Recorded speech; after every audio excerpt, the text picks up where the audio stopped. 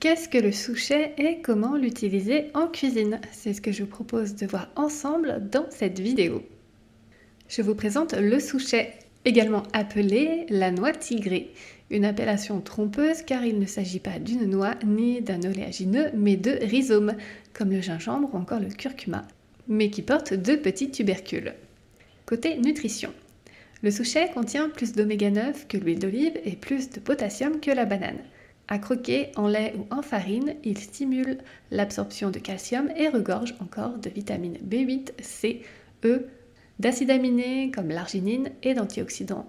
Ces derniers nous protègent contre les radicaux libres, au point que l'industrie cosmétique s'intéresse aujourd'hui beaucoup à l'huile de souchet.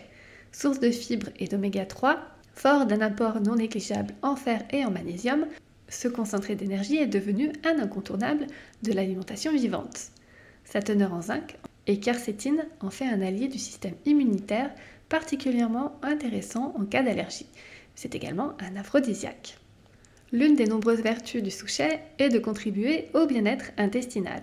Son goût naturellement sucré ne provoque pas de pic glycémique. C'est le substitut idéal aux hydrates de carbone, et notamment pour celles et ceux incommodés par le gluten, les céréales ou les allergies aux noix. Il contient également de nombreux enzymes digestifs, l'amylase, la lipase, la catalase, qui assurent le bon découpage des aliments en nutriments, contribuent à leur assimilation et freinent les fermentations intestinales, causant ballonnement et gaz. Le souchet est aussi riche en fibres insolubles, 33%, soit bien plus que l'avoine, les carottes ou encore les dattes, ce qui va nourrir les bonnes bactéries et protéger le côlon. Sa teneur en vitamine B8 veille au bon métabolisme des protéines et glucides. C'est également un bon antibactérien. Comment est cultivé le souchet? Les noix se développent de fin avril à septembre et leur récolte a lieu dès novembre. Un processus lent qui exige beaucoup de soins pour ne pas endommager le tubercule. Elles sont alors lavées puis séchées pendant 3 mois, une méthode 100% naturelle. Les noix sont remuées et contrôlées tous les jours. Seules les noix tigrées de la plus haute qualité sont ensuite sélectionnées. Et côté cuisine, comment utiliser le souchet?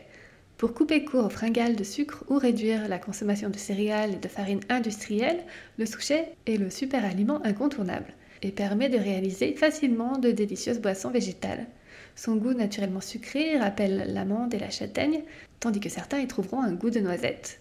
Un rêve pour les parents d'enfants présentant des allergies multiples et pour toute personne désirant réduire ou supprimer sucre, céréales ou gluten.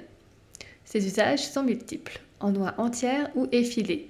On peut le croquer comme un fruit sec, on peut l'ajouter dans son muesli ou encore sa compote de fruits, on peut l'utiliser en boisson végétale ou encore le broyer et l'incorporer dans les pâtisseries et les fonds de tarte à la place de la farine. Merci beaucoup d'avoir écouté jusqu'au bout, j'espère que ça vous a plu. Je vous invite à dire en commentaire si vous connaissiez le souchet et si vous avez déjà goûté, est-ce que vous avez aimé et si vous connaissez déjà, sous quelle forme vous le consommez. Enfin, si vous le découvrez avec ma vidéo, n'hésitez pas à me faire un petit retour en dessous dans les commentaires pour me dire ce que vous en pensez.